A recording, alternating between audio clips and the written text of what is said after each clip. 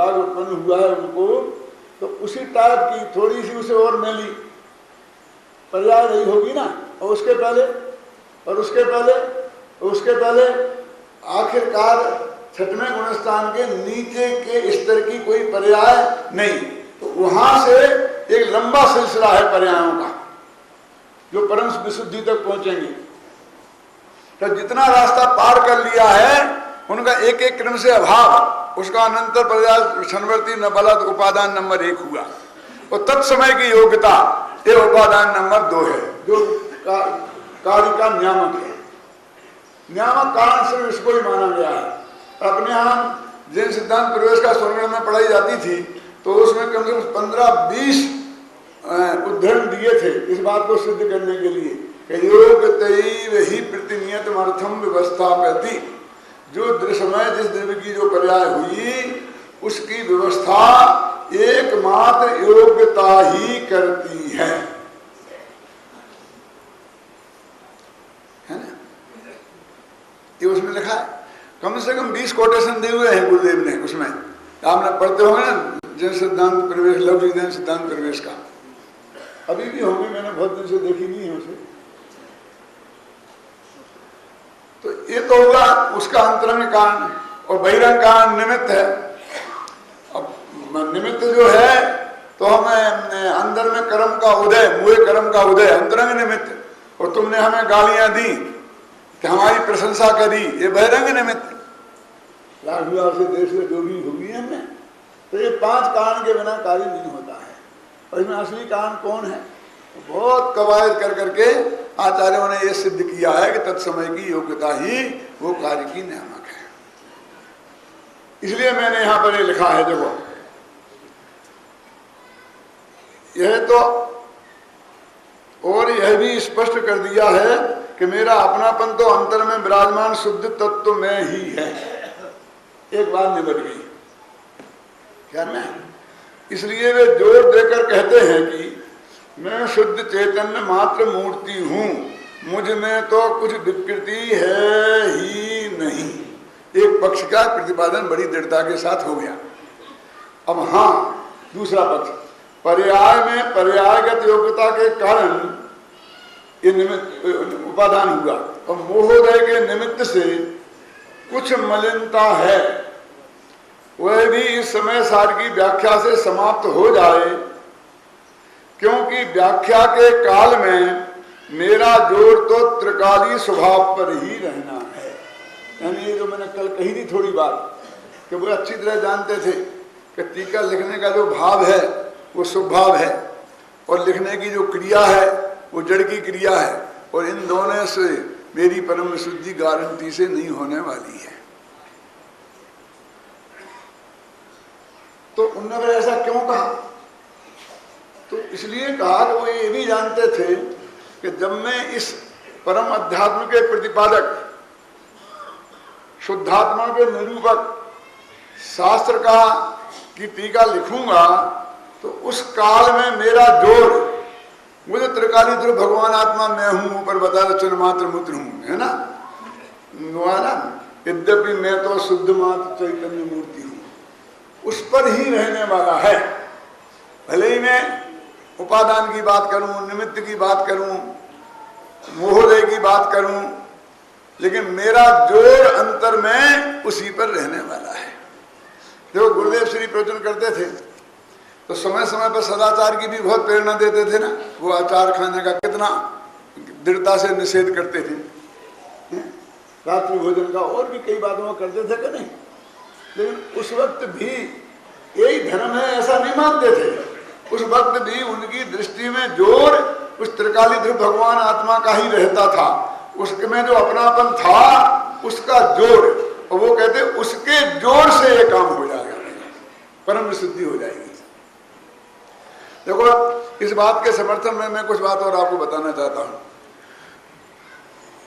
गोमर सार में और तत्वार्थ सूत्र में एक सूत्र आता है जिसकी चर्चा शायद अन्ना जी ने भी अपनी क्लास में की थी। सम्यक दृष्टि श्रावक वृत्तानंत वियोजक ऐसा सूत्र है, और उसमें 11 स्थान बताए गए हैं कि जिनमें क्रमशः असंख्यात गुणी निर्जरा होती है। अब भी कोई कम होती है, ज़्यादा होती है, ज़्यादा कोई बहसबाजी का चक्कर हो तो ये जवाहरलाल जी और अन्ना जी निपट लेंगे, मेरे को छिड़ाछाड़ी करने की कोशिश नहीं करें। इसमें लगा असंख्य गुण निर्जरा, क्या लगा? तो असंख्यात गुणी निर्जरा होती है। तो टोडरमल जी ने कॉमर्स सार में इसकी टीका लिखते वक्त एक प्रश्न खड़ा किया कि श्रावक के तो सम्यक दृष्टि से असंख्यात गुणी निर्जरा होती है, ये बात समझ में आती है, लेकिन सम्यक दृष्टि के असंख्यात गुणी निर्जरा कैसे हो सकती है? क्योंकि ये गुणनफल किससे लगा है, किससे असंख्यात गुणी? तो उसके नीचे की भूमिका में, नीचे की भूमिका तो मिथ्यात्व की है, और मिथ्यात्व में तो निर्जरा होती नहीं है।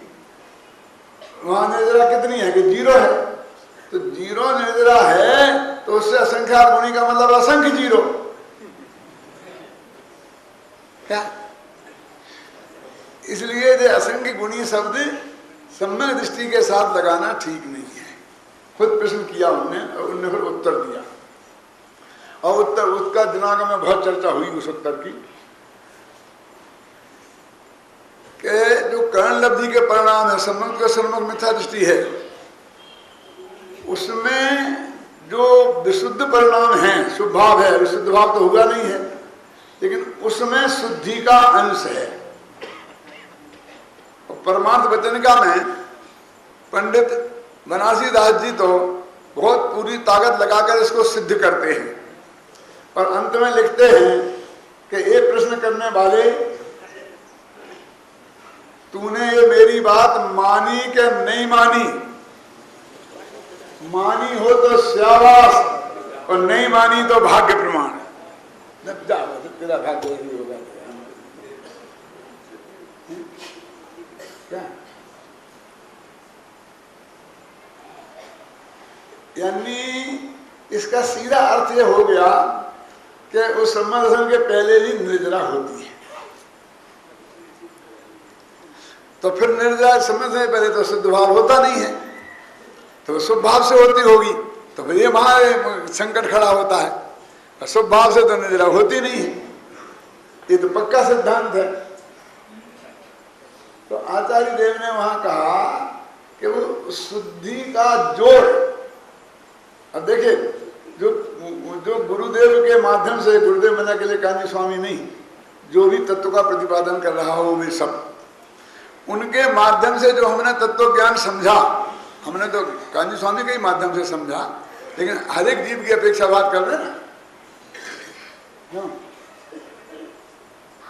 तो उसमें वो ये कहते हैं कि जो स्वभाव रूप अवस्था है उसके कारण वो निर्जरा नहीं हो रही। तो जो शुद्ध भाव के प्रति जोड़ है त्रिकाली ध्रुव भगवान आत्मा का, उस जोड़ के कारण निर्जरा हो रही, और उसका नाम है विशुद्धि में शुद्धि है। क्योंकि निर्जरा का कारण तो शुद्धि ही होती है। और स्वामी जी के प्रवचनों को पढ़ो इस प्रकरण पर, तो वो भी ये कहते हैं कि वो जो त्रिकाली ध्रुव का जोड़ है, उस जोड़ के कारण ये सब कुछ हो रहा है।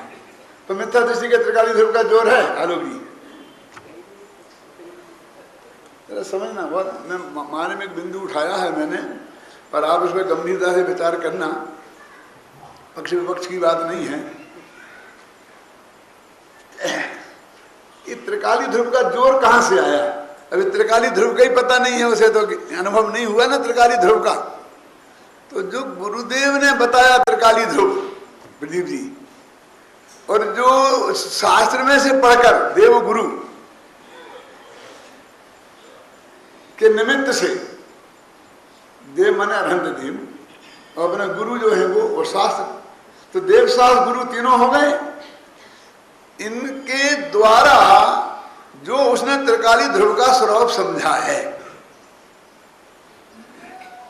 और वो मैं कई दफे कह चुका हूं इसी सभा में कि वो इतना एक्यूरेट होना चाहिए कि उसमें पाव रत्ती कम ज्यादा नहीं चलेगी। ये कोई नमक नहीं है, ये कोई मिट्टी नहीं है तोल के दी जाए, ये तो हीरे के तोलने की बात है। और इसके लिए मेरा प्रसिद्ध उदाहरण है कि एक वो बीमारी होती है ना, क्या नाम उसका, शांति, वो हो जाती है गैंग्रीन नाम की बीमारी होती है। तो वो जहां हो जाए तो बहुत तेजी से शरीर में बढ़ती है। यदि सारे शरीर में फैल जाए तो मौत के अलावा कोई रास्ता नहीं है। तो डॉक्टरों को मालूम पड़ा कि आपकी उंगली में जो फोड़ा है उसमें गैंग्रीन हो गया है। तो उन्होंने कहा इसे काटनी पड़ेगी और अभी काटनी पड़ेगी। कि साहब ऐसी कैसी बात करते हो? मैं तो अपनी पत्नी से पूछूंगा कि पत्नी से पूछोगे तो हाथ काटना पड़ेगा। हैं? घर में पंचायत बैठा लोगे बच्चों की, फिर डिसीजन करोगे तो हो सकता है कि तुम ही कट जाओ। तुम अभी बोलो फटाफट क्या काटूं क्या नहीं काटूं, क्योंकि तुम मरीज की परमिशन के बिना तो ऑपरेशन कर नहीं सकता डॉक्टर। और दूसरा भी कोई जो स्वीकृति दे वहां है नहीं। तो उसने थोड़ी से समय लगाया तो फिर कहा अच्छा काट दो। तो डॉक्टर ने यहां से काट दिया। तो बोला कि यहां तो ठीक था, बिल्कुल बीमारी तो यहीं तक थी जो उसमें देखने में आई थी। कि बात तो सही कहते हो तुम, लेकिन जो तुमने इतनी देर लगाई द्वारा तो जांच हुई नहीं, तो बक कितनी आगे बढ़ गई होगी मैं नहीं कह सकता। तो अंदाज से फिर मैंने यहां से काट दिया, क्योंकि एक परमाणु भी रह जाएगा तो मौत है। तो इस डॉक्टर को इतना अधिकार है कि बुरी चीज को निकालना हो तो थोड़ी अच्छी भी निकल जाए तो कोई बात नहीं, बुरी नहीं रहना चाहिए। इतनी सुविधा है इन्हें देह के डॉक्टरों को, लेकिन आत्मा के डॉक्टरों को ऐसी सुविधा प्राप्त नहीं है। ये जिसमें खोट है, बीमारी है, उसका एक अंश रहना नहीं चाहिए, और जो बिल्कुल बीमारी से रहित है उसका एक अंश कटना नहीं चाहिए। बोलो ऐसा ऑपरेशन करने के लिए कोई तैयार है डॉक्टर? है कोई तैयार? यह हमारे बस की नहीं है। हम तो जो करेंगे तो तुम्हारा खराब अंग काटेंगे तो अच्छा खून भी बहेगा, हड्डी काटेगी और क्या क्या हो जाएगा, वो तो वैसे ही होगा। समझिए ना, अभी होता कि नहीं होता? लेकिन आत्मा के डॉक्टर के साथ ये बात नहीं चलेगी। थोड़ा मैंने देखा ना, पर का परमाणु मात्र अपने में नहीं मिलाना और अपना अंश मात्र भी पर में नहीं मिलाना, ऐसा भेद विज्ञान होना चाहिए। और ऐसा भेद विज्ञान गुरु शास्त्र और देव के माध्यम से हो सकता है। उसका अभी असली नाम नहीं पड़ेगा, नाम तो जब चौथे गुणस्थान में आत्मानुभूति पूर्वक होगा तब पड़ेगा। क्या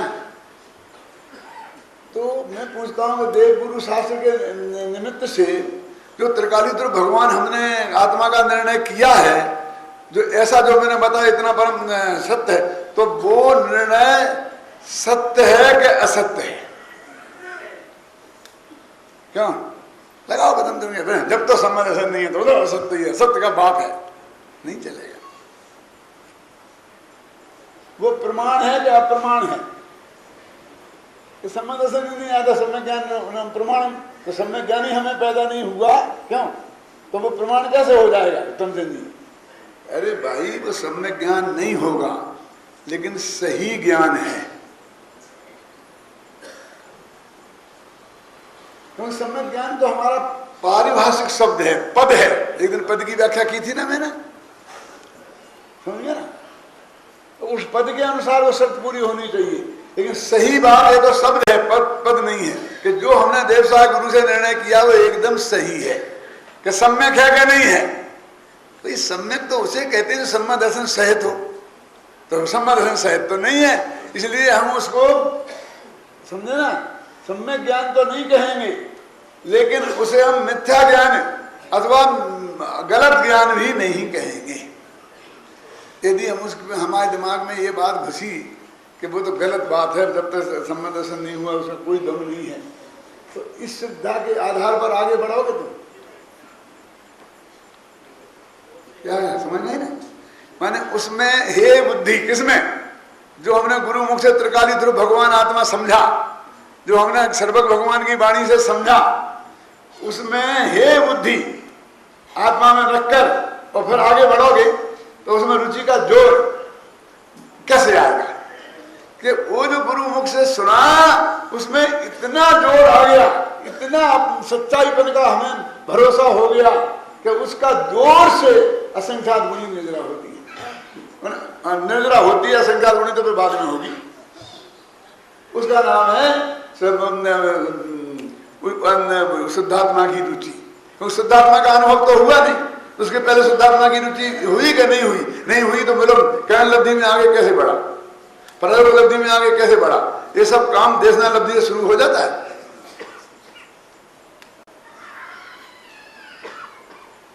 क्या गजब बात करते हो कि देवसार गुरु हमें समझा रहे हैं सर्वज्ञ परमात्मा सिमंदर परमात्मा अपने समुद्र में बैठ करके, क्या ना, और उनके अनुसार हमने सब समझा है। ऐसा वो जो हमने समझा है वो हमारा ज्ञान सही है कि गलत? कि सम्मा दर्शन नहीं है ना, तो गलत। हो से क्या कह रहा है? वो ज्ञान प्रमाण है क्या? प्रमाण बोलो तो घबरा नहीं, बोलना नहीं। वो प्रमाण है। क्या कह रहे हैं?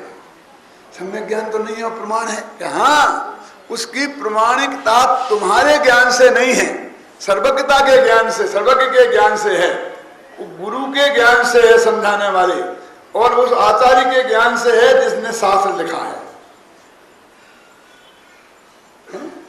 जैसे प्रमाणित किया जाता है कि लिख देना बन कि आदमी ने हमारे यहाँ काम किया और पूरी ईमानदारी के साथ किया है, तो उसमें किसी आदमी के साइन होते कि नहीं होते? तो वो प्रमाण पत्र माना जाता है कि नहीं माना जाता है?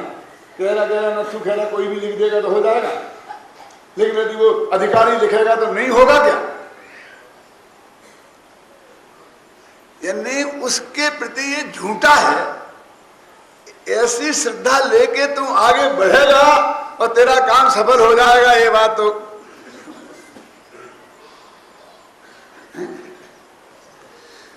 वो बात सही है। इस बात की अटूट श्रद्धा उसके अंदर है, और उसकी जो गुरु के मुख से समझी है उसकी रुचि के जोर से अंदर में करण लब्धि में जाकर के समदर्शन होता है। और में रहस्यपूर्ण चिट्ठी है ना टोडामल जी की, उसमें बहुत मार्मिक विवेचन है इसका। और हमें भी कलकत्ता गया था 2-3 महीने पहले, तो वहाँ के लोगों की बहुत तीव्र इच्छा थी कि रहस्यपूर्ण चिट्ठी पर हमें आपके प्रवचन सुनने हैं, और उन्होंने 1000 किताबें रहस्यपूर्ण चिट्ठी की अलग से छपा के तैयार करके रखी थी। जब मैं वहां पहुंचा तो एक दूसरा ग्रुप खड़ा हो गया कि वो कहने लग गया कि ये तो किसी की समझ में नहीं आएगा, और जो 10-20 आदमियों की समझ में आएगा, इसलिए ऐसे नहीं आता, कोई दूसरा सेल पे से लो। और बहुमत उनका हो गया, और बड़े बड़े सेठियों का। नाम बताने की जरूरत नहीं किस पक्ष में कौन था, हो गया, जबरदस्त हो गया। फिर मैंने कहा कि आप लोग क्यों रहस्यपूर्ण चिट्ठी को प्रवचन नहीं करने देना चाहते हो? कि बहुत कठिन पड़ेगा, हमारी समझ में नहीं आएगा। यही बात है कहाँ, और आप क्यों करना चाहते हो? तो उन्होंने कहा हमको समझना है। तो मैंने उनसे कहा कि तुम्हारी समझ में आएगा इसकी गारंटी मेरी। बोलो अब क्या करना? मैं इतनी सरल भाषा में करूंगा कि आप सबकी समझ में आएगा, कोई भी एक आदमी ये नहीं कहेगा कि मेरी समझ में नहीं आया, फिर तो ठीक है। और हमने रहस्यपूर्ण चिट्ठी में प्रवचन किए, वो शायद 8 प्रवचन है, एक सीडी है 8 प्रवचन की, बहुत मार्मिक है। सुशील जी आपने का ध्यान तो गया होगा कि टोडामल जी ने लिखा है कि आत्मा का अनुभव होता है तो कैसे होता है, क्या क्या करना पड़ता है? तो उसमें लिखा ना श्रुति ज्ञान से पढ़कर, फिर लिखा है अनुमानादिक से, फिर आगम से पढ़कर, ये सब लिखा है। आप समझ गए मेरा संकेत? जिनका स्वाध्याय है वो समझ गए होंगे। मैं सिर्फ ये बात इसलिए कह रहा हूं, आपकी जिज्ञासा होगी तो आप उसे सुनेंगे ही, लेकिन मैं ये कह रहा हूं कि वो गुरु के मुख से और शास्त्र पढ़कर और सर्वज्ञ की वाणी सुनकर जो हमारा निर्णय हुआ है वो कोई साधारण चीज नहीं है, लेकिन होना चाहिए सही। सम्यक नहीं बोल रहा, क्योंकि सम्यक तो समझ नहीं सत्ता का सूचक है। वो इतना एक्यूरेट होना चाहिए जो मैंने बताया कि एक परमाणु इसका उसमें नहीं मिलाना, टोडामल जी ने लिखा, और उसका इसमें नहीं मिलाना, ऐसा होना चाहिए। तो उसमें जो वो उत्तरकाली ध्रुव का निर्णय आया ना कि ये जुदा और ये में, तो वो उत्तरकाली ध्रुव भी उसके ज्ञान की पकड़ में आया, क्षयोपम ज्ञान की पकड़ में, शास्त्र ज्ञान की पकड़ में आया, और उस वही मेरे प्राप्त करने लायक है ऐसी दृढ़ प्रतीति अंदर से जगी, वो भी व्यवहार वाली समझ लो। वो व्यवहार वाली इसलिए कि वो अंदर की वो नहीं है, लेकिन वो उसमें कोई कच्चापन मत समझना। व्यवहार नाम से जैसे बदनाम हो गया है, इसलिए मैं तो व्यवहार शब्द का प्रयोग नहीं करना चाहता हूँ। कौन लड़े तुमसे कभी व्यवहार ये घी के घड़े वाला व्यवहार नहीं है। अरे जनवाणी में अकेले घी के घड़े वाला व्यवहार नहीं है। आत्मा में ज्ञान है, दर्शन है, चारित्र है, ये भी व्यवहार है। बोलो है कि नहीं है?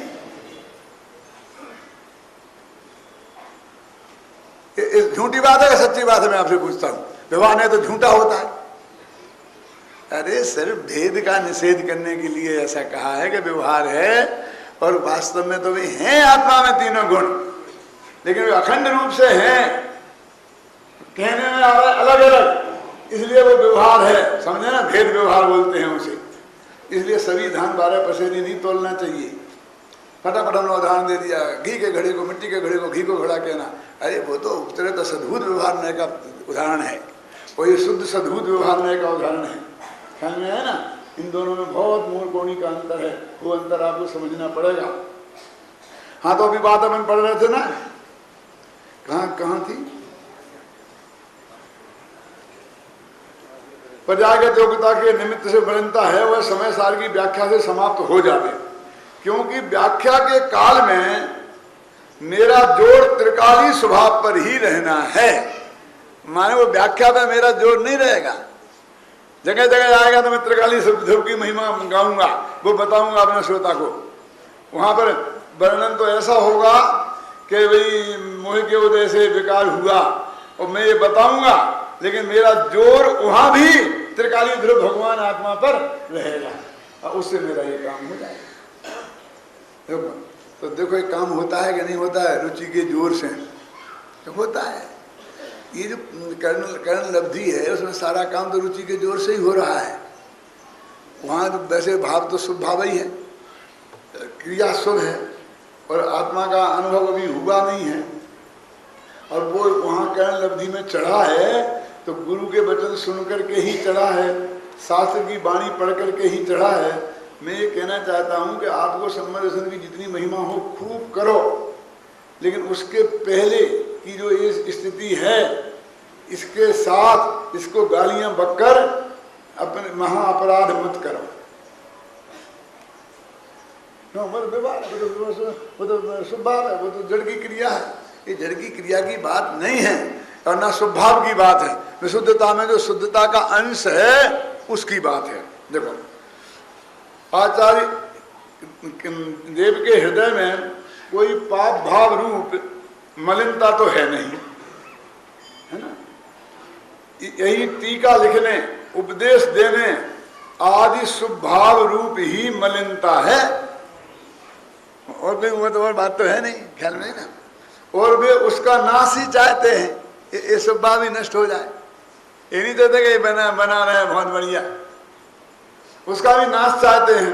तथा वे अच्छी तरह जानते हैं कि टीका करने के भाव से, टीका करने के भाव रूप मलिनता समाप्त नहीं होगी,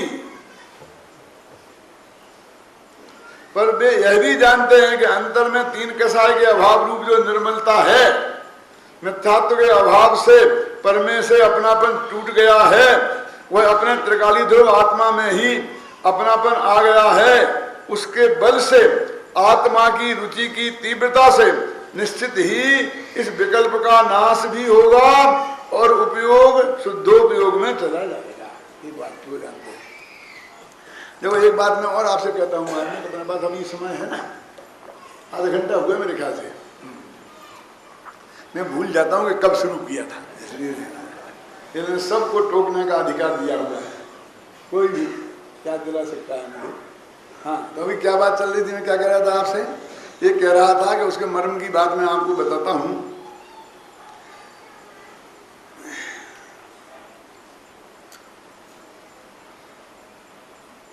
कि जो शुभ भाव के काल में जो आत्मानुभूति की तरफ गया ना, वो जो गुरु के उपदेश से जो उसने शुद्धात्मा का निर्णय किया था, और उसमें मुझे तो, मैं तो वो ही हूँ, ऐसी तीव्र भावना, उसका नाम रुचि का जोर, यानी विकल्पात्मक बात नहीं, कोई रटना के मैं तो शुद्ध हूँ, मैं तो सुबुद्ध हूँ, मैं तो बुद्ध हूँ, रटने से काम नहीं होगा।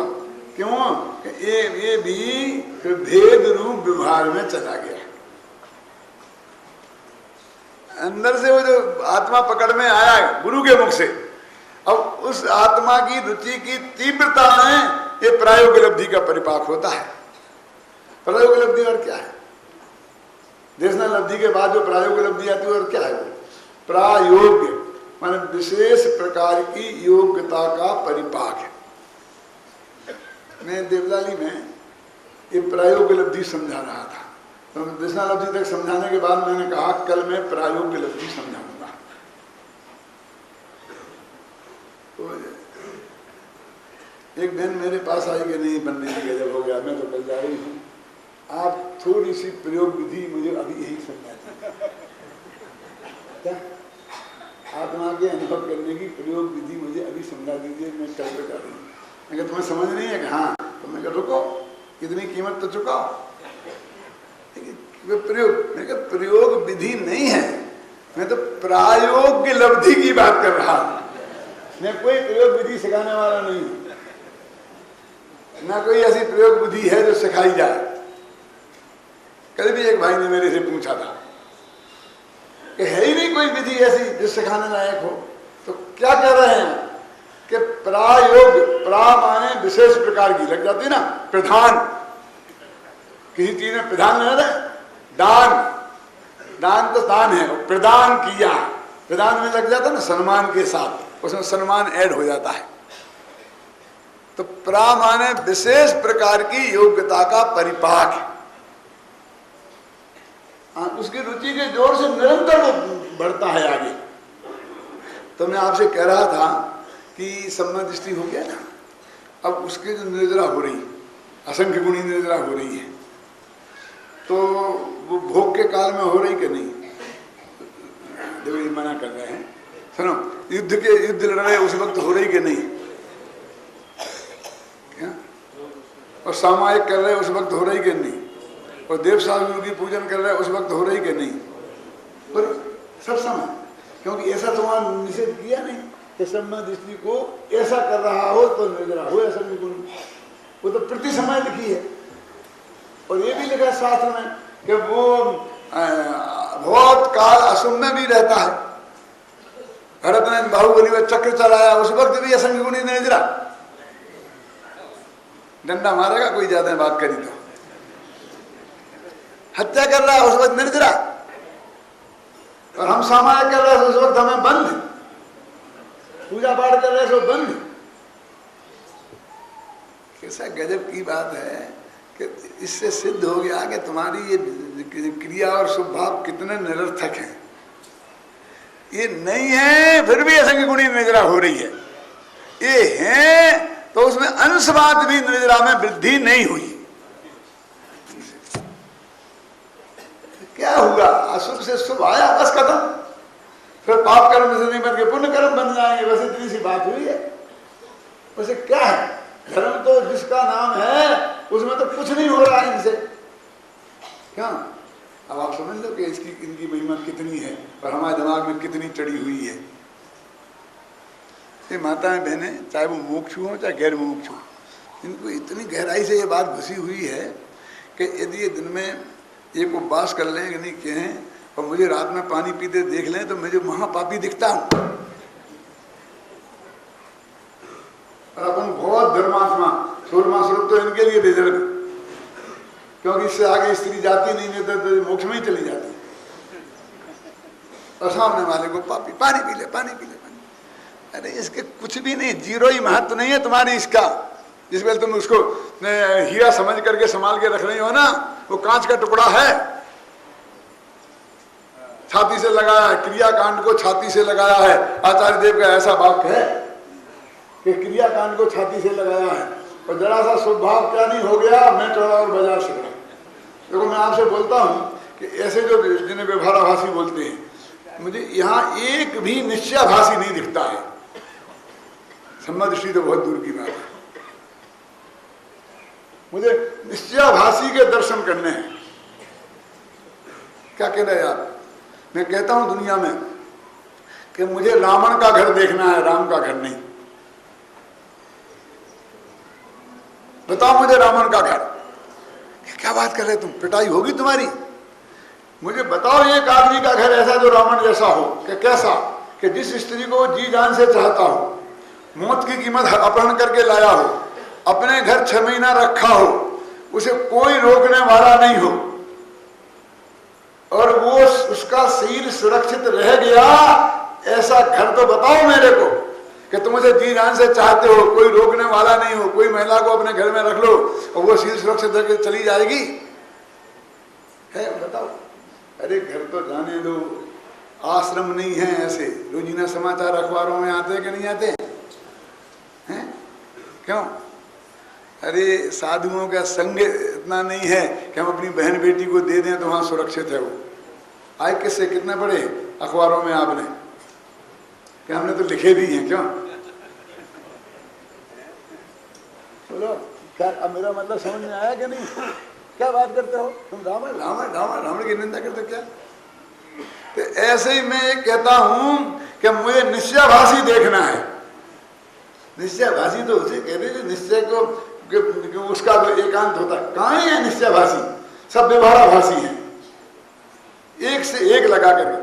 कैसे? मैं आपके अब भी हाल आपको थर्मामीटर लगा के बताता हूं और उससे आपको पकड़ में आ जाएगा कि आप हैं कि नहीं है।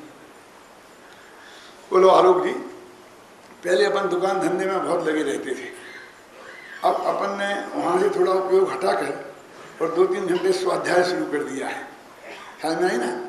और अपन ने थोड़ा सा पैसा का दान मान भी निकालना शुरू कर दिया है। और हम सब विद्वानों के अच्छी बढ़िया से बढ़िया व्यवस्था करना शुरू कर दिया है। तो ऐसा नहीं लगता है कि मैं पहले से कुछ धर्मात्मा हो गया? बोलो, इसका नाम व्यवहाराभास है। बोले मुझे बताओ कौन? क्यों? क्या समझ में आया भंडारी? मैं पहले हुआ क्या है? शुभ भाव ही तो हुआ है, शुभ क्रिया ही तो हुई है। इसमें तेरे को धर्मात्मापन दिखने लग गया, इसका व्यवहाराभास का लक्षण है ये तो।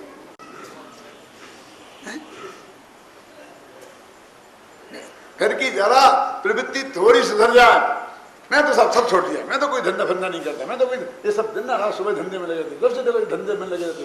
मैं बिल्कुल नहीं करता, मैं बिल्कुल नहीं करता। अरे क्या नहीं करता? बाप दादे का अथवा कहीं से बेटों का रखा है करोड़ों, तो तेरे को करने की जरूरत नहीं है, करते बनता नहीं इसलिए नहीं करता है। इसलिए तो मैं जोड़ा और बाजार सकड़ा हो गया। नहीं करता है तो इसमें धर्म कहां से हो गया? मैं उल्टा कहता हूं कि अपना बोझा दूसरे के माथे पे क्यों डालना?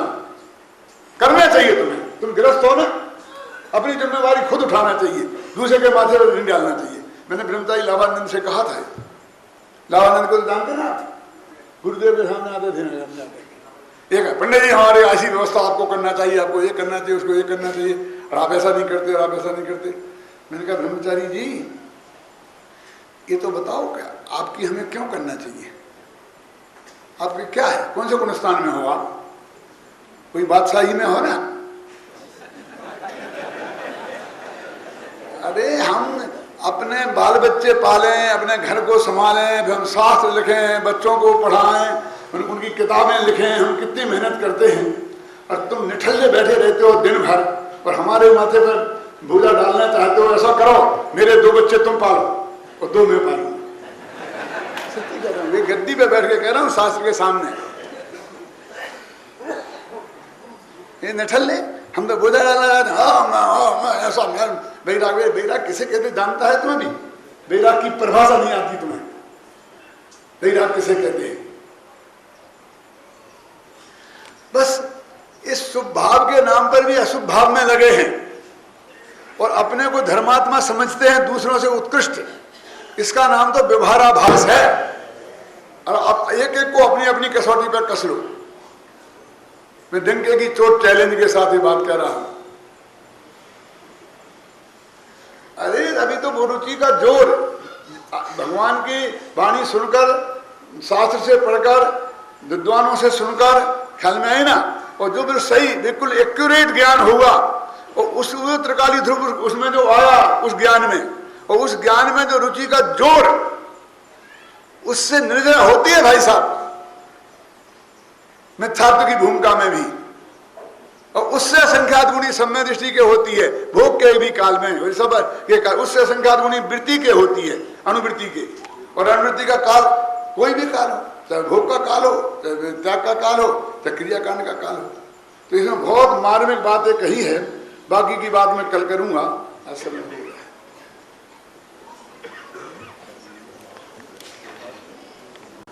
जो पर्यायों से पार ज्ञान स्वभावी आत्मा दे आनंद अपार। ये समय सार परमागम, इसकी आत्मख्याति टीका और उसका आत्मख्याति टीका और समय सार की गाथाओं का टीका में समागत कलशों पर ये वास्तव में पूरी टीका है। जैसे न चारी का जो महत्वपूर्ण अंश है उसको ही इसमें लिया गया है, पूरी जैसे न चारी की टीका को इसमें नहीं लिया गया है। आचार्य अमृतचंद्र इस समय सार के लिए इस ग्रंथ की टीका समाप्त करते समय दो महान विशेषण देते हैं। एक कहते हैं इदम एकम जगत चक्षु रक्षयम, यह जगत का बेजोड़ चक्षु है, ये दुनिया को देखने का एकमात्र ये चक्षु है। जगत में ऐसा कोई दूसरा चक्षु नहीं है। यानी आत्मा का स्वरूप जानना हो और जगत का भी स्वरूप जानना हो तो इस समय सार के अध्ययन से वो हमारे ख्याल में आएगा।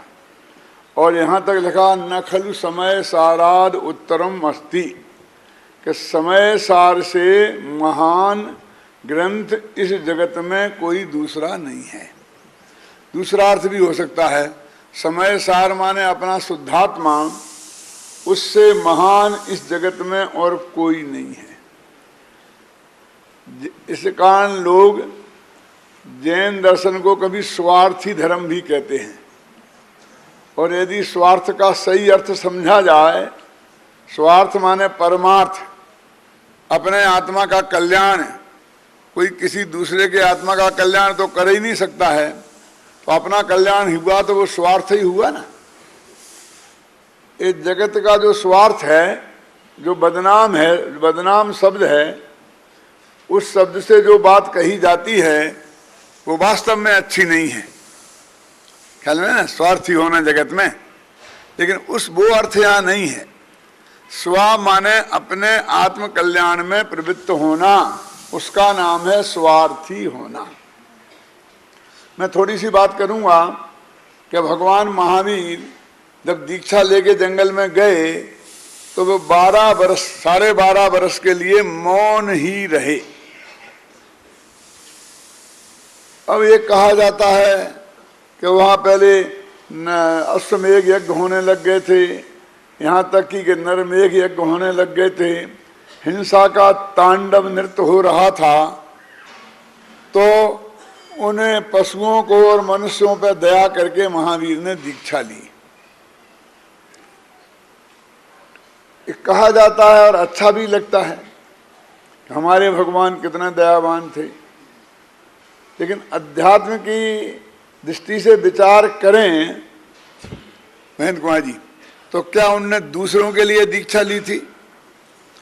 क्या दूसरों के लिए दीक्षा ली जा सकती है? क्या दूसरों के लिए दीक्षा ली जानी चाहिए? क्या आत्मकल्याण के लिए ली जानी चाहिए? अरे वे राजा थे, राजकुमार थे, और उस गणराज्य के सबसे बड़े सम्राट चेतक उनके नाना थे। तो उनको ये नरमेघ यज्ञ और अश्वमेघ यज्ञ पहले तो अपनी राज सत्ता के आधार पर एक ऑर्डर निकलवा देते और पुलिस की कड़ी व्यवस्था करवा देते तो तत्काल रुक जाते कि नहीं रुक जाते। अबे 12 वर्ष को आत्मा के ध्यान में चले गए। अब 12 वर्ष बाद क्या करेंगे उसकी बात बाद में करेंगे। अब 12 वर्ष में कितने आदमी और कितने पशु हवन में होम दिए गए होंगे। कैसा जगत के उनने करुणा से प्रभावित होकर और उन्हें बचाने के लिए दीक्षा ली, तो ये कैसा बचाने का तरीका है बोलिए।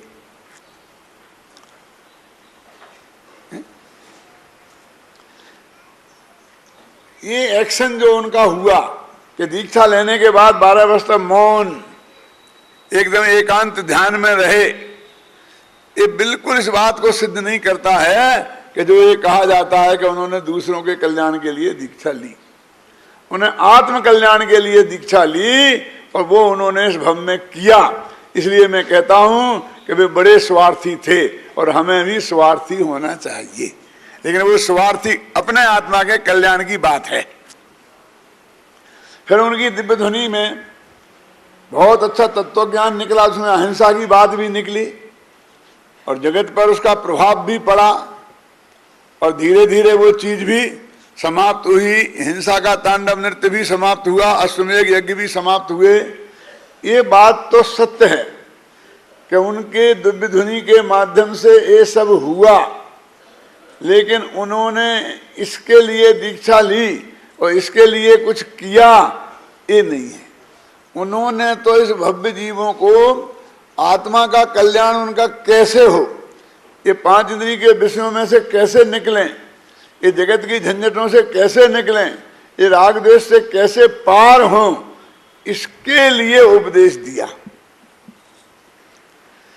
दूसरों को मारो मत बचाओ इसके लिए उपदेश नहीं दिया। तो बंधाधिकार में पूरा इस समय सारे में कम से कम 25 गाथाएं होंगी, जिसमें डंके की चोट कहा है कि निज आयु क्षय से मरण हो, यह बात जिन्हें वरन कही, तू बचा कैसे सकेगा जब आयु दे सकते नहीं। निज आयु क्षय से मरण हो, यह बात जिन वर ने कही, तुम मार कैसे सकोगे जब आयु हर सकते नहीं। इसमें मेरे 12 व्याख्यान हैं, अभी देवलाली में हुए थे शिविर में, करीब महीना 1.5 महीना पहले ही। यही सारा प्रकरण है उसमें, उसके कैसेट भी यहाँ उपलब्ध हैं, बहुत मार्मिक, बहुत अच्छे हैं।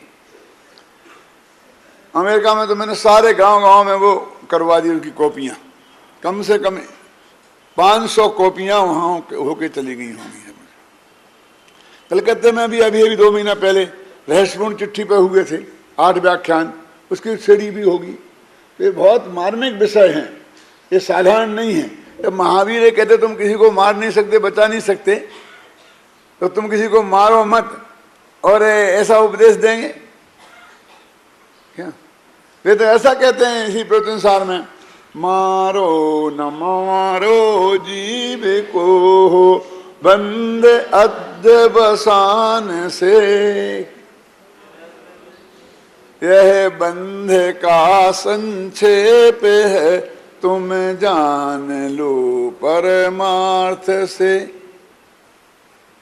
माने उनने जो उपदेश दिया, जो उनकी दिव्यध्वनि का आया है, हमारे पास जो साहित्य उपलब्ध है, उसे किसी को देखने की फुर्सत ही नहीं है।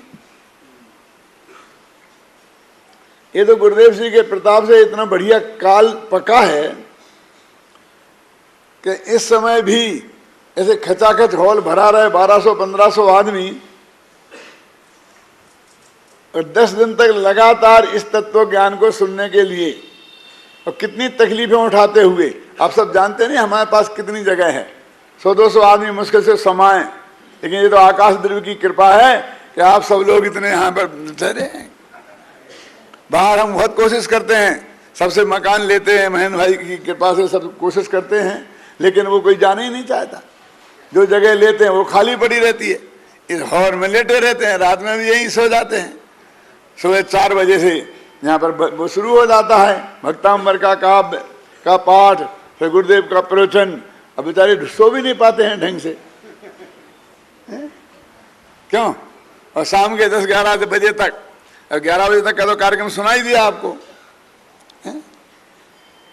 ये अद्भुत बात नहीं है ये अपने आप में महेंद्र कुमार जी? हैं? पहले के जमानों में नाटक आदि कार्यक्रम इसलिए किए जाते थे कि भीड़ इकट्ठी हो जाए, नहीं तो पंडित जी के प्रवचन सुनेगा कौन, तो नाटक की भीड़ इकट्ठी करके और नाटक के बीच में पंडित जी का प्रवचन करा दो, जबरदस्ती उनके गले में पिला दो। क्या कोई महासमिति वगैरह का अधिवेशन वगैरह करना हो, क्या आज उल्टा हो गया है मामला।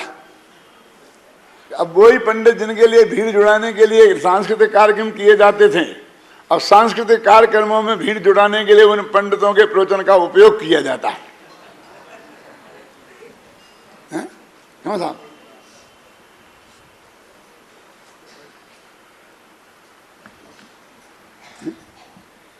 ये तो कोई अद्भुत काम हुआ है पूज्य गुरुदेव की प्रताप से, क्योंकि पंचम काल का स्वरूप नहीं है,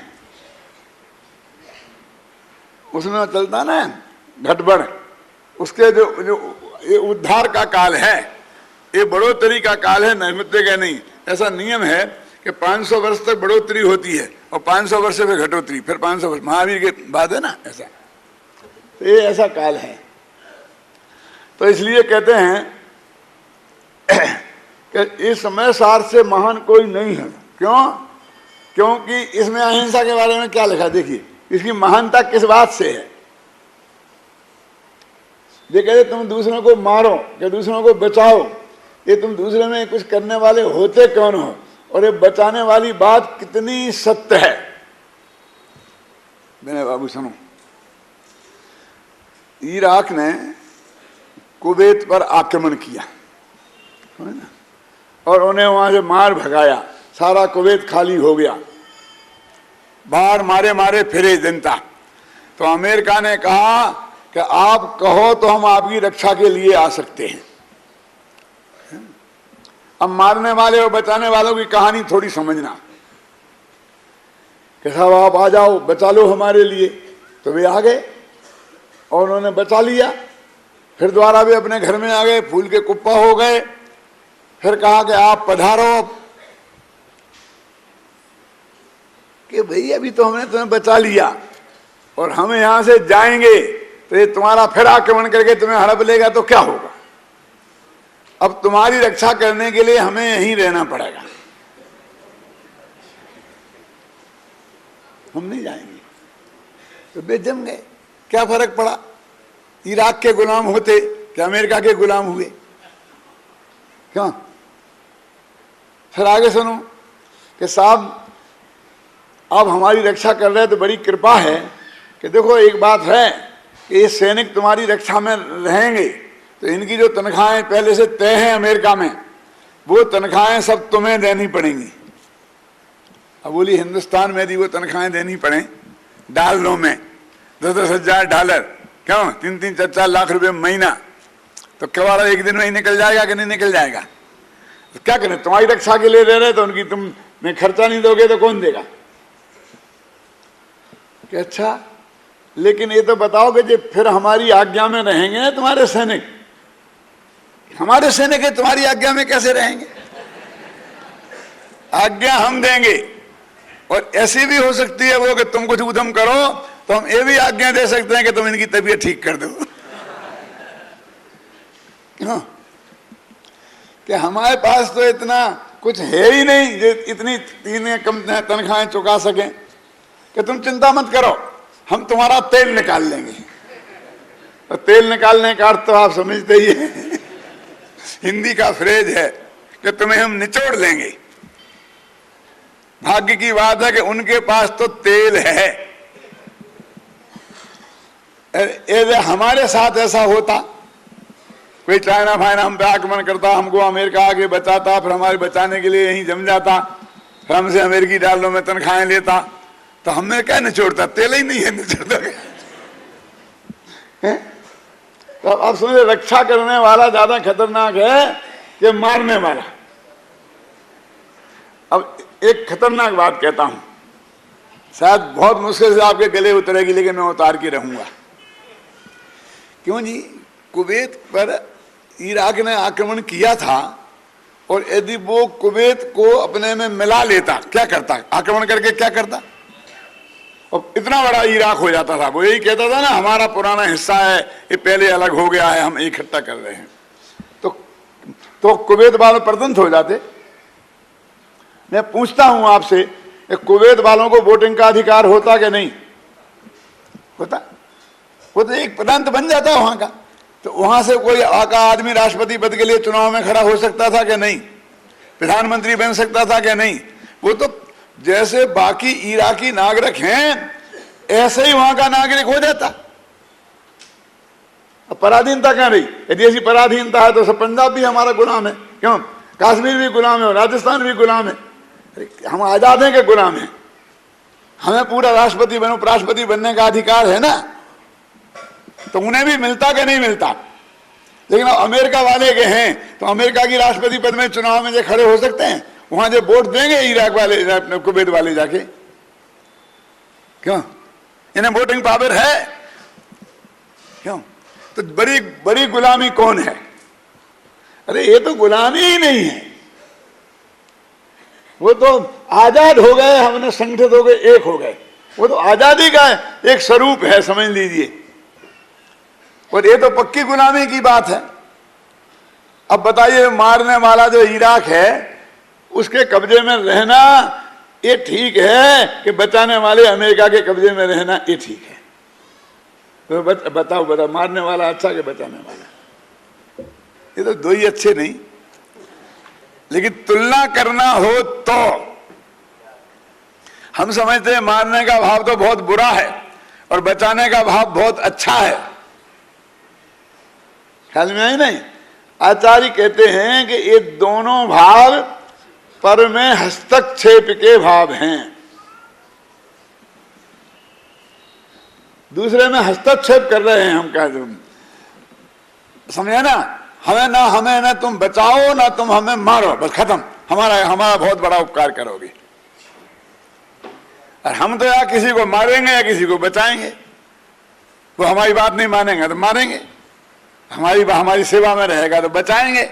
ऐसे छोटे छोटे भगवान सब बन गए। और भगवानों की भी यही हालत है। जब जब भीड़ पड़े भक्तों पर, तो आकर दुष्टों को, राक्षसों को मार पीट के, छाती पे पैर रखकर, क्या क्या करके, क्यों भगा दिया और अपने भक्तों की रक्षा कर ली।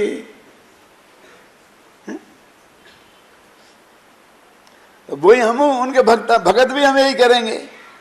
जो हमारे अनुकूल रहेगा उसकी रक्षा करेंगे, जो प्रतिकूल रहेगा उसे मार भगाएंगे। तो अब रहा क्या फर्क? दोनों में फर्क क्या रहा? बोलिए आप। इसलिए कहते हैं भाई कि ये तो दोनों चीजें राग देश की जनक हैं।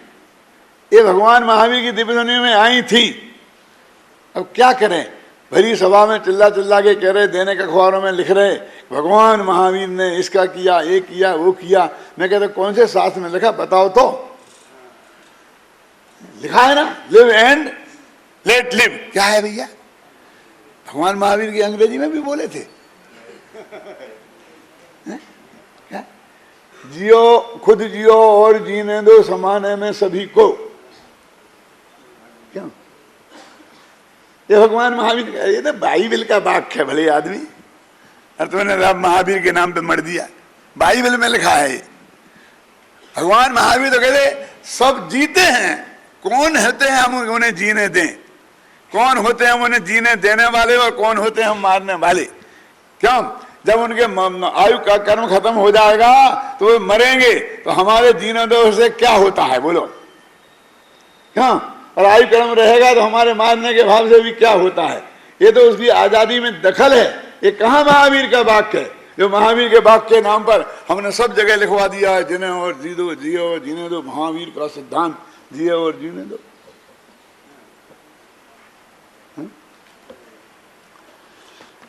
तो ये समय सार सब शास्त्रों में महान है। तो इसकी महानता इन बातों में है। आगे से गहराई से जाकर देखने तो एक एक बात। इस समय सार का समापन करते हुए आचार्य कुंद कुंद स्पष्ट शब्दों में स्वयं लिखते हैं कि जो व्यक्ति शब्द से और अर्थ से इसको पढ़ेगा, उसका भाव समझेगा, वो निश्चित रूप से उत्तम सुख को प्राप्त करेगा। ये उनकी गारंटी है। इस समय सार के समय सार को अर्थ से और भाव से दोनों माने। अर्थ माने वो पदार्थ, ये पदार्थ क्या है, और भाव माने इसका कार्य क्या है। जैसे कि ये अर्थ और भाव का मैं थोड़ा अर्थ समझाऊं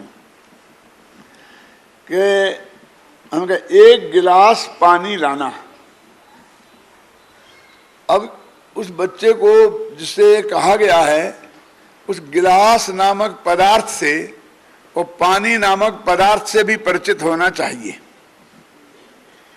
है ना। और एक गिलास भाव से भी परिचित होना चाहिए और उस वस्तु से भी कि इसका क्या है। कि एक गिलास पानी जो मंगाया है तो इन्हें प्यास लगी है और पानी पीना है, बुझाना है, तो ये उसका भाव है। एक गिलास पानी काहे के लिए मंगाया। अब मान लो गिलास नहीं है तो क्या करें कि साहब गिलास नहीं है, पानी नहीं आ सकता। अरे वो ये समझदार होगा, भाव समझता होगा तो कटोरे में ले आएगा, गिलास से क्या लेना देना। कि उस आकार से ही थोड़ी कुछ लेना देना है। क्यों, ऐसे आकार वाले बर्तन में ले आएगा और पानी के पीने के भाव का काम हो जाएगा कि नहीं। तो अकेले वस्तु को बस एक गिलास, जब तक वो ऐसा आकार का चीज नहीं आएगी तो बस हम क्या करें, हम गिलास है ही नहीं, अब गिलास है ही नहीं, अब गिलास है ही नहीं, क्या करें। तो जो भाव को नहीं पहचानेगा वो उसकी दुर्दशा ये होगी। और जो अर्थ वस्तु को ही नहीं पहचानेगा कि पानी क्या है और गिलास क्या है, क्या ले जाना है, क्या है, तो वस्तु को भी पहचानना चाहिए, उसका नाम है अर्थ। और उसको प्रयोजन को, उसके भाव को ये पहचानना, इसका अर्थ है भाव। तीन तरह की चीजें होती हैं। जैसे पानी, पानी नाम का एक शब्द है, पानी नाम का एक पदार्थ है, और पानी को जानने वाला एक ज्ञान है, उसका नाम भी पानी है। बोलते ना पानी का ज्ञान। क्या ये तीनों को जानना चाहिए। पानी नामक पदार्थ को नहीं जानेंगे तो काम नहीं चलेगा, और पानी नामक शब्द को नहीं पहचानेंगे तो। अब हमने पानी बोला और तुम शब्द को नहीं पहचाना तो फिर क्या लाओगे बोलिए। पदार्थ तो है आप जानते हैं, लेकिन इस पानी नामक शब्द को नहीं जानते हैं। और पानी नामक शब्द का और पदार्थ का दोनों का ज्ञान नहीं हो तो क्या होगा। तीन चीजें जरूरी है ना। तो समय नामक शब्द है, समय नामक पदार्थ है, और समय नामक को जानने वाला एक ज्ञान है, उसका नाम भी समय है। ज्ञान समय, शब्द समय और अर्थ समय, तीन तरह के समय होते हैं। ये समय सार का समय चल रहा है क्या। तीन तरह के समय होते हैं। समय नामक शब्द जो समय नामक पदार्थ का वाचक है, समय नामक अर्थ जो समय नामक शब्द के द्वारा कहा जाता है, और समय नामक ज्ञान जिसने उस समय नामक शब्द को और अर्थ को जाना है और उनके संबंध को जाना है, वो समय नामक ज्ञान। क्या उसको बताने वाला ये समय सार नामक ग्रंथ है ना। वो रजनी छाबड़ा के मंगलाचरण में है, सार पदार्थ आत्मा, है ना। सकल पदार्थ जान, सब पदार्थों में सारभूत पदार्थ ये भगवान आत्मा है। तो समय माने क्षय द्रव्य और सार माने आत्मा, और समय माने आत्मा तो सार माने द्रव्य कर्म, भाव कर्म और नो कर्म से रहित शुद्ध पारिणामिक भाव, ऐसा अर्थ किया जाता है। तो देखो अब आत्मख्याति का जो कलश है अब उसकी चर्चा करते हैं। नमः समय साराय स्वानुभूत्या चकाशते चित स्वभावाय भावाय सर्वभावांतरिच्छिदे। इसका हिंदी पद्यानुवाद है, नीचे देखो। निज अनुभूति से प्रकट चित स्वभाव चिद्रूप सकल गे ज्ञायक नमो समय सार सदरूप। ये जो सदरूप है ना, ये भावाय का अनुवाद है। ये जो चित स्वभावाय है ना, तो चित स्वभावाय का अनुवाद है। फिर ऐसे सब सकल गे ज्ञायक तो सर्वभावांतर छिदे, इसका जो अनुवाद है, समझे ना। और स्वानुभूत्या चकासते तो निज अनुभूति से प्रकट, ये स्वानुभूत्या चकासते का मैंने पूरा एक एक शब्द अक्षर से उसकी भाव इसमें बना हुआ है। और इसका अर्थ भी फिर सरल है कि निज अनुभूति से प्रकट। कब मिलेगा ये भगवान आत्मा? कि आत्मानुभूति से प्राप्त तत्व मैं ज्ञानानंद स्वभावी हूं। चित्त स्वभाव वो चैतन्य स्वभावी है, और सदरूप वो वस्तु है। मैं आकाश आदि के भांति एक वस्तु हूं, ऐसा आता ना। और सकल गे ज्ञायक, सारी दुनिया को जानने वाला है, ऐसा समय सार शुद्ध चैतन्य स्वरूप है। तो देखिए अब इसमें 3-4 विशेषण हैं। एक समय सारा है, मन समय सार, एक चित स्वभाव है, एक भावा है, और एक सर्वभावांतरच्छेदे, एक स्वानुभूत्या चकासते। देखो आप जानते हैं नमः के योग में चतुर्थी का प्रयोग होता है। ये हमारे विद्यार्थी सब जानते हैं। सब क्या होता है नमः के योग में? और काय काय के योग में होता है? नमः, स्वस्ति, स्वाहा, सुधा, ये सब शब्द में चतुर्थी का प्रयोग होता है। तो ये भाव की जगह भाव क्यों नहीं लिखा? भावाय क्यों लिखा? चित स्वभाव क्यों नहीं लिखा? चित स्वभावाय क्यों लिखा? ख्याल में है ना? तो कहते हैं कि चतुर्थी का प्रयोग है। चतुर्थी विभक्ति होती है एक, रामा से रामाय। नमा के योग में चतुर्थी, राम के लिए नमस्कार हो तो रामाय नमः, है ना। आप भी जो उंगली बोलते हैं ना, इसमें बहुत गड़बड़ी होती है। महावीर जिनेन्द्राय, है ना, अनर्घ पद प्राप्ताय अर्घम नृपांति स्वाहा आता ना। तो जिनेन्द्राय, तो यहाँ तो नमा नहीं है, फिर क्यों आ गया है जिनेन्द्राय?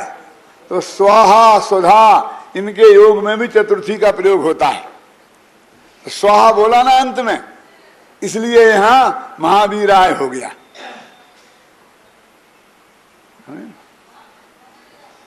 अब संस्कृत जो लोग नहीं जानते हैं वो क्या करते हैं मालूम? कि महावीराय है तो जहां भी महावीर आय लगाना है। तो अब ये तो अकारांत शब्द है, इसमें आय लग करके चतुर्थी बनती है। लेकिन दूसरे इकारांत शब्द हो तो उसमें अलग रूप बनता है, समझिए ना। क्या मानो हरि हो तो क्या बनेगा? फिर हरे, फिर हरे बोलना पड़ेगा, फिर महावीर आय नहीं, समझ गए ना हमें? तो वो सब में आय लगाते जाते हैं।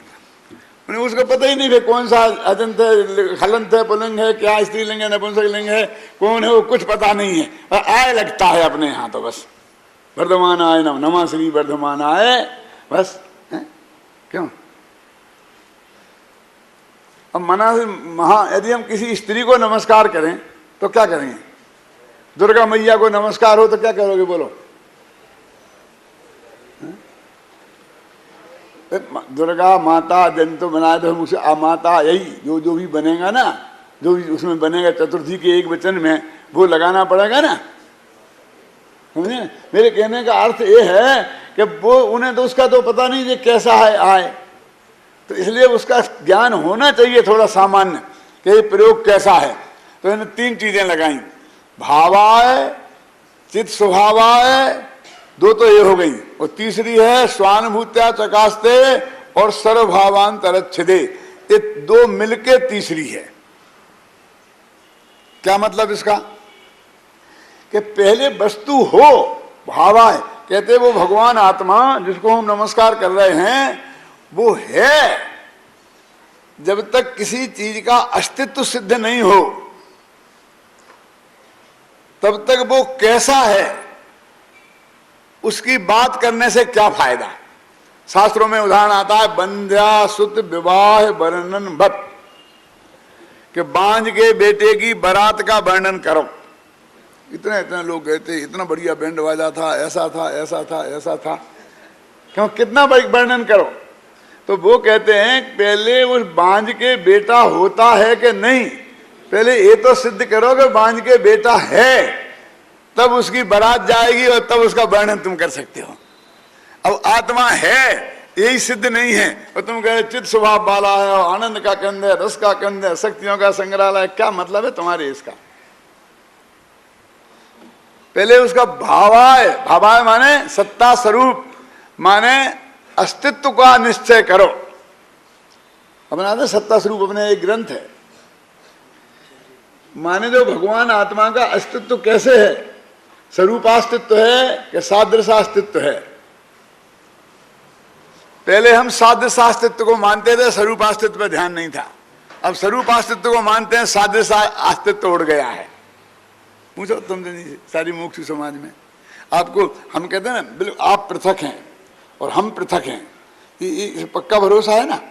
देह पृथक है और तुम पृथक हो, ये बात पक्की है ना 100% कि तुम देह और तुम एक भी हो किसी अपेक्षा। क्यों? कह रहे हम 40 साल से डरते डरते हो गए। देह जुदा आत्म जुदा यही तत्व को सार, और बाकी जो कछु और है याही को विस्तार। हम तुम्हारे धोखे में आने वाले नहीं हैं, पक्की बात है अन्ना जी। तो तुम महासत्ता को भूल रहे हो। हम वो शरीर एक अपेक्षा एक हैं। वो अपेक्षा कौन सी है कि वो भी है और हम भी हैं। ये हैं में हम एक हैं। क्यों? अस्तित्व में एक है। सत्ता उनकी भी सत्ता है और हमारी भी सत्ता है। तो हम किन से भिन्न हैं? हम गधे के सींग से भिन्न हैं, हम बांझ के बेटे से भिन्न हैं, क्योंकि जिसकी सत्ता नहीं है उससे हम भिन्न हैं। तो एक अपेक्षा से इसे महासत्ता बोलते हैं। सारे अनंत पदार्थ जितना लोकालोक में हैं उन सबको एक मिलाकर जो सत्ता है उसका नाम है महासत्ता। अब वो अशुद्ध महासत्ता और शुद्ध महासत्ता के भेद से दो प्रकार की होती है। अशुद्ध महासत्ता क्या है? हम सब मनुष्य हैं, ये अशुद्ध महासत्ता है। और हम सब द्रव्य हैं, ये महासत्ता है। हम सब जीव हैं, ये अशुद्ध महासत्ता है। और मैं त्रिकाली ध्रुव भगवान आत्मा हूं, ये अवांतर सत्ता है, ये स्वरूपास्तित्व है। तो जैन दर्शन में अध्यात्म में स्वरूपास्तित्व पे बहुत वजन दिया जाता है और वेदांत वगैरह में सादृश अस्तित्व पे बहुत वजन दिया जाता है। वो महासत्ता का एकांत है। कौन सा? सर्वम खलमिदं ब्रह्मा नेह नानास्ति कंचन आरामम तस्य पश्यन्ति न तम पश्यन्ति कश्चन। क्या कह रहे हैं कि सारा जगत ब्रह्ममय है, सिया राम मैं सब जग जानी। ये महासत्ता का एकांत है, समझे ना। और यदि सादृश्य अस्तित्व का एकांत है और हम तो बिल्कुल पृथक हैं दूसरे के, हम किसी भी अपेक्षा दूसरे के साथ हमारी एकत्व तो नहीं है, समानता नहीं है, तो वो सादृश्य स्वरूपास्तित्व का एकांत हो जाएगा। वो हम महासत्ता को भूल गए। दोनों सत्ताओं का ज्ञान हमें होना चाहिए। वो अस्तित्व, क्योंकि हम एक द्रव्य के दूसरे में जो वज्र की दीवार खड़ी है हम वो नहीं पहचानते हैं, तो हम स्वरूपास्तित्व को नहीं जानते हैं। और वज्र की दीवार को तोड़ करके भी अस्तित्व दोनों में समाया हुआ है। क्यों? तो हम महासत्ता को नहीं जानते हैं। अब विचारना कि हम दो सत्ताओं में से दोनों बातें हमें एक साथ स्वीकार हैं कि नहीं है, तो फिर प्रवचनसार पढ़ना अथवा सत्ता स्वरूप ग्रंथ पढ़ना। सत्ता का क्या मतलब है? तो वो कहते कैसे जाने किसकी सत्ता है? क्यों? अभी किसकी सत्ता है? कांग्रेस की कि भारतीय जनता पार्टी की? राजस्थान में भारतीय जनता पार्टी की, दिल्ली में कांग्रेस की। अरे ये सत्ता नहीं, क्या अस्तित्व कि कैसे हम और तुम में एक ही कैसे है कि अस्तित्व दोनों का है, एक है कि क्या एक है? तो क्या सादृश्य अस्तित्व माने हम दोनों का एक सा है। कि क्या एक सा है कि आप भी उत्पाद व ध्रुव युक्त हैं और मैं भी उत्पाद व ध्रुव युक्त हैं। ये हमारी समानता है, ये हमारी रिश्तेदारी है, ये हमारा सूत्र है। उत्पाद व ध्रुव युक्तम सत, और तुम में भी उत्पाद व ध्रुव युक्तम सत। घटता है तो सत सत सत, ये सत सामान्य की अपेक्षा हम सब एक हैं, ये बात भी जैन दर्शन में उसी वजन के साथ कही है। पंचाध्यायी में सत्ता का स्वरूप कितना विस्तार से बताया है। एक मुमुक्षुओं में ये भूल एक ये हो रही है, वो महासत्ता के अस्तित्व को उनके ख्याल में नहीं है बिल्कुल। और अटपट ही हमें ऐसा स्वरूप नहीं बताऊं मैं, अटपट तो बहुत अटपटा लगा, कैसा पंडित आ गया, कहाँ आ गया। अभी उत्तम चंद जी बता रहे थे ना आपको कि भाई अभी तो भूल ही गए आप, इसमें क्या लिखा है। ये जो द्रव्य परिणामी है क्या, परिणामी बोलो, अभी परिणामी कर दो तो यहाँ से वहाँ तक जाने में कितने डंडे पड़ेंगे तो पता चल जाएगा। वो अपने भाषाई के डंडे है ना, कि कहाँ वाला आ गया, अपने कहाँ वाला आ गया, कहाँ वाला आ गया, क्या द्रव्य को परिणामी बताता है। अब सर्वसिद्ध ज्ञान अधिकार की पहली गाथा में द्रव्य को परिणामी सिद्ध किया है। बोलो, अपरिणामी भी है, घबराना नहीं, लेकिन ये पक्ष भी समय सार में ही है। समय सार में नहीं होता तो हम मानने को तैयार नहीं थे कि द्रव्य भी परिणामी होता है। अरे लखा नाटक समय सार का छंद बोलता हूं जो आपको भले समझ में आएगा।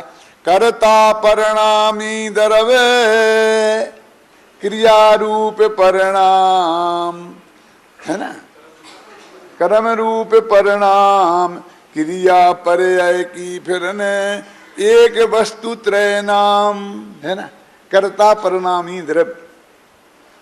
क्यों, किसका, यह परिणमति सा कर्ता, जो जिस रूप परिणमित होता है वो उसका करता है। आत्मा ज्ञान रूप परिणमित होता है तो आत्मा ज्ञान का करता है, और आत्मा जिस अपेक्षा से राग रूप परिणमित होता है तो राग का करता है ना। अब किस अवस्था में, ज्ञान अवस्था में क्या ज्ञान अवस्था में, वो डिटेल की बात है। वो जिस रूप परिणमित हुआ ना, और स्वतंत्र करता, स्वतंत्र रूप से परिणमित हो, किसी के जबरदस्ती नहीं, बलात् नहीं। तो इसीलिए तो हमने वो रास्ता निकाला कि कर्म के उदय से, कर्म की बलजोरी से राग रूप परिणमित हुआ, इसलिए राग मेरा परिणमन नहीं है। ये जो हमने निकाला है ना, वो स्वतंत्र कर्ता वाली परिभाषा में से निकाला है उत्तम जी। क्या अब जो थोड़ा न्याय व्याकरण पढ़े हैं उनको हम एक सेकंड में समझा सकते हैं, वही बात जो नहीं पढ़े हैं उनके लिए जिंदगी भर में हमें समझाना मुश्किल है, क्योंकि वो कुछ नियम नहीं आता। या स्वतंत्र कर्ता, ये सब सूत्र हैं व्याकरण के। कर्ता परिणामी द्रव्य सूत्र हैं, समय सार के सूत्र हैं, या परिणमति सा कर्ता। तो हम क्या समझते हैं कि परिणमति माने जो होना है उसमें फेरफार करने का नाम हम परिणाम कर्ता होना मानते हैं। उत्तम जी ने कितने बढ़िया तर्क दिया कि आप अपनी पर्याय के कर्ता तो हो, अच्छा आप बन जाओगे, हमें नहीं करने। सावला जी, हमें नहीं करने, रोको, पर्याय से रहित हो जाएगा द्रव्य। हमें नहीं जानने, हम तो पर को जानेंगे नहीं। है तुम्हारी हिम्मत, कर लो, नहीं जानो। क्यों, बोलो आप मुझे। हम उसके कर्ता नहीं बनेंगे, तो तुम कह दो कि हम कर्ता नहीं हैं, हम बने चाहे नहीं बनो, लेकिन तुम उस रूप होगे और होगे, वो तो होने ही वाला है। तुम ये कहोगे हम करा तो, और नहीं कर तो फिर काय के करता रहे। तो अब समझिए ना, एक समय भी में वो द्रव्य परिणमित हुए बिना नहीं रहेगा। हैं, तुम बेहोश पड़े हो तब भी परिणमन रहा क्या नहीं, तब भी परिणमन हो रहा उसमें क्या नहीं। ऑपरेशन में हमको बहुत इंजेक्शन लगा लगू के ऐसा बेहोश कर दिया कि हमें ना 10-10 दिन तक होश में नहीं आए, तो परिणमन रुक गया, क्योंकि हम तो करने की हालत में ही नहीं थे। बोलो, जब किसी द्रव्य का परिणमन एक समय को रुक नहीं सकता है तो किसी के अधीन वो कहां रहा। तुम रोक दो हमारा परिणमन, हम रोक देते तुम्हारा परिणमन।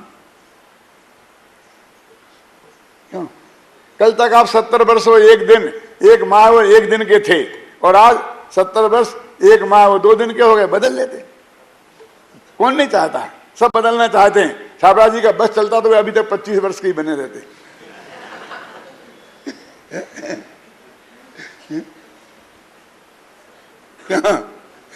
महिलाओं में तो खास होता है, इस साल पूछो तो 25 वर्ष, अगले साल पूछो तो 25 वर्ष, तीसरे साल पूछो तो 25 वर्ष, उनकी उम्र बढ़ती ही नहीं है। कभी कभी बोलने लगती है जोर से, माथे पे बाल सफेद हो जाते हैं, तो नाई के यहाँ जाकर काला मुंह करा करके फिर 25 वर्ष के बन जाते हैं। क्या मौन तो कराते हैं, बाल कराते हैं। तो मैं तो इस पूरे को ही मोह समझता हूं। क्या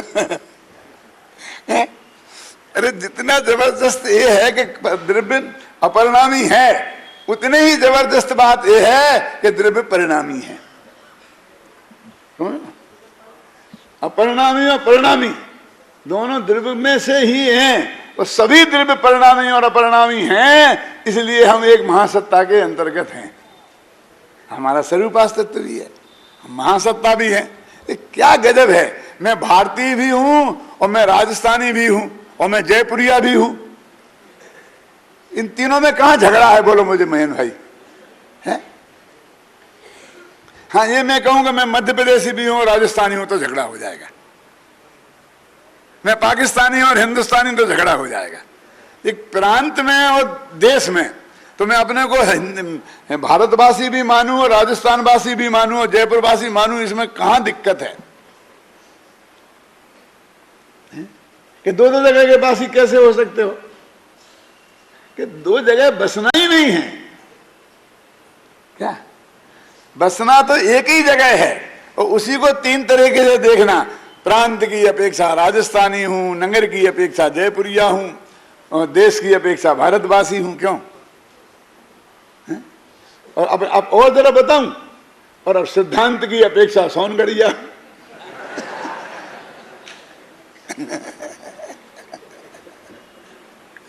कितनी अपेक्षाएं लग सकती हैं, और वो सब में एक साथ हो सकता हूं कि नहीं?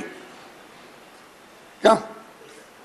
वो सब चीजें मैं एक साथ हो सकता हूं ना। तो हमारा ये वस्तु का जो स्वरूप है हमें नहीं जानते हैं, इसलिए हमें ऐसा होगा तो वैसे कैसे होगा, अपरिणामी हो तो परिणामी कैसे होगा, ऐसा लगता है हमको। क्योंकि अपरिणामी, इतना बढ़िया आचार्यों ने जवाब दिया है कि अपरिणामी और परिणामी में कौन सा विरोध है बताओ। तो विरोध के बने तीन चार भेद गिनाए। बद्ध घातक विरोध है ना, एक काल में एक साथ रहने का विरोध, सह अवस्थान विरोध नाम है तुम्हारे, पढ़े तुम्हारे सर्वासिद्धि में होंगे। बद्ध घातक विरोध और सह अवस्थान विरोध कि एक दूसरे का घातक हो तो उसे विरोध कहते हैं। तो परिणामी अपरिणाम का घात करती है क्या? अपरिणामी परिणाम का घात करता है क्या? तो बद्ध घातक विरोध नहीं है। दोनों आपस में कहते देखो ये रहेंगे तो मैं नहीं जाऊंगा, ये रहेंगे तो मैं नहीं, ऐसा सह अवस्थान विरोध है। धूप होगी तो छाया नहीं होगी, और छाया होगी तो धूप नहीं होगी, ये सह अवस्थान विरोध है। तो वो भी नहीं है परिणामी और अपरिणामी में। तो कौन सा विरोध है? लाओ कहते आचार्य कहते बताओ कौन सा विरोध है?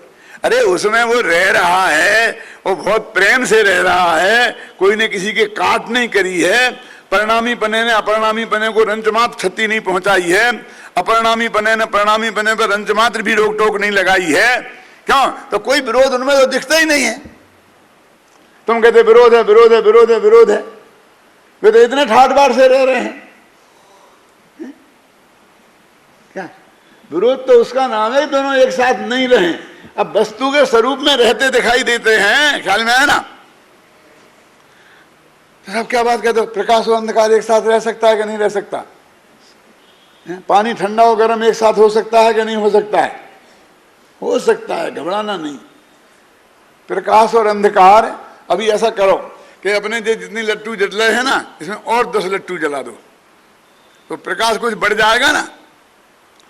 अब भी 10 लट्टू बुझा दो और इतना ही रहने दो तो कुछ घटेगा कि नहीं घटेगा? तो वो घटा, वो उसका नाम तो अंधकार है।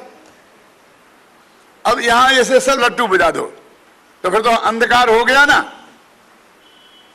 फिर भी मुझे आपको पहचान रहा सकर्तन जी साहब, अंधकार होता तो कैसे दिखता? तब भी प्रकाश है कि नहीं है? तल घर में अंधकार और प्रकाश दोनों एक साथ कितने आराम से रह रहे। अब तुम कहते हो उन्हें विरोध है, उन्हें विरोध, जबरदस्ती विरोधी बना रहे हो ना। प्रकाश और अंधकार में विरोध है, और ना मैंने दूसरा उदाहरण क्या दिया था, गर्म पानी और ठंडा पानी। अब एक बाल्टी में रखो गर्म पानी, फिर एक बाल्टी में बगल में रखो ठंडा पानी, और तीसरी बाल्टी में रखो उससे भी चौगुना गर्म। अब वो सेंटीग्रेड मिलीसीवर आप समझ लेना, डिग्री। अब इस बाल्टी में हाथ डालो, इसमें डालो, तो ये पानी गर्म है कि ठंडा? इस ठंडे की अपेक्षा गर्म है। और इसमें खोलते हुए पानी में डालो और इसमें डालो तो ये ठंडा है और ये गर्म है। बोलो, एक साथ इसमें ठंडा भी है और गर्म भी है। इस जैसा खोलता गर्म नहीं है इसलिए ठंडा है, इस जैसा बर्फ जैसा जमना ऐसा ठंडा नहीं है। बोलिए, अरे हम तो कितने अच्छे अभ्यासी हैं। खत्म करता हूं 1 मिनट में, घबराना नहीं। कल तो मुझे भूल ही गया कि कितने बजे शुरू किया था। आज मैंने याद रखा है और मैंने इंतजाम भी किया था। अन्ना जी से कह दिया था कि भाई मेरे को तुम टोक देना, मुझे कोई टोकने वोकने में कोई डर नहीं लगता। क्या तो क्या कह रहा था? बोलो, क्या समझा रहा था मैं लास्ट में?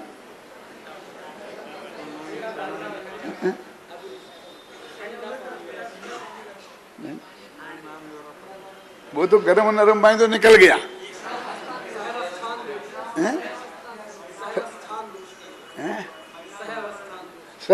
तो वे तो पुरानी बातें हो गई। ये लास्ट में मैं जो मैं बात कह रहा था कि वो दोनों चीजों को एक साथ रहने में कुछ भी विरोध नहीं है। वे बहुत प्रेम से एक साथ रह रही हैं और हमें विरोध है, विरोध है, विरोध है, विरोध है। तो जब एक साथ रह सकती हैं दो चीजें तो फिर उसको विरोध हम किस बात का माने? तो परिणमन और अपरिणामीपना, ये दोनों वस्तुएं एक साथ द्रव्य में रहती हैं, उत्पाद व्यय और द्रव्यपना। अब ये परस्पर विरोधी कहाँ है? ये दोनों एक साथ वस्तु में रहते हैं ना, इसलिए न परस्पर विरोध है ही नहीं। तो विरोध है नहीं पर दिखता है। पति पत्नी लड़ते हुए दिखते हैं ना, लेकिन लड़ाई है थोड़ी। 50 साल से ठाठ से रह रहे हैं, प्रेम से एक ही कमरे में रह रहे हैं, बढ़िया है। क्यों क्या गड़बड़ हुई? कुछ नहीं, झगड़ा है उनमें। क्या क्या झगड़ा है? बोला, यदि झगड़ा होता तो एक साथ कैसे रहते? और तुम्हें झगड़ा का स्वरूप देखना है ना, तो मैं बताऊं थोड़ा। कोई पति पत्नी लड़ रहे हो, पत्नी पति से महा असंतोष व्यक्त कर रही हो और आपे से बाहर हो गई हो, फिर भी तुम जाकर पति को हाथ लगा के तो देखो, तो शेरनी सी तुम पे ना टूट पड़े तो मेरा नाम नहीं कि मैं तो तेरे को बचाने आया। दादा बढ़िए, तू हमें बचाने वाला कौन होता है? हमारे घर में हम निपट लेंगे, तेरे सहयोग की हमें रंच मात्र आवश्यकता नहीं है। और तुम ये बातें सुन सुन के समझ गए कि ये परस्पर विरोधी हैं। क्यों? समझ गए ना? तो वो जब बकते हैं ना तब वो अविरोध दिखाई नहीं देता, विरोध दिखाई देता है, ख्याल में है ना। लेकिन अविरोध रूप से अंदर में एकत्व ममत्व पड़ा हुआ है बहुत गहराई से, इसलिए दोनों बातें एक साथ होती हैं, उनमें कोई परस्पर विरोध नहीं है।